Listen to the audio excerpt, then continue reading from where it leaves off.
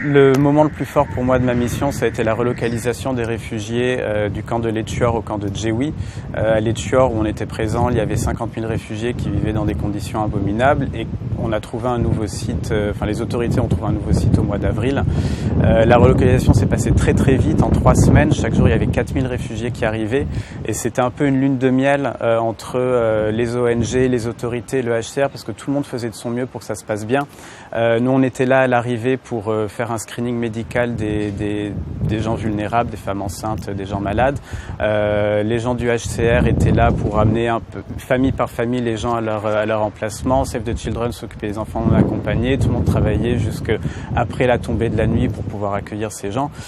C'était plutôt un très beau moment où tout fonctionnait plutôt bien. Après, la réalité nous a rattrapés et ça a un peu fini en divorce. Il y a clairement pas suffisamment d'eau qui est fournie aux réfugiés. Il n'y a pas assez de latrines, pas assez d'abris. Donc le niveau de service laisse quand même beaucoup à désirer. Et ce qui m'inquiète le plus, c'est que MSF a été obligé de se retirer de Djewi. On n'a pas été capable de trouver un modus operandi avec les autorités qui nous satisfaisait. Donc notre hôpital a été repris par les autorités qui n'ont clairement pas les mêmes capacités.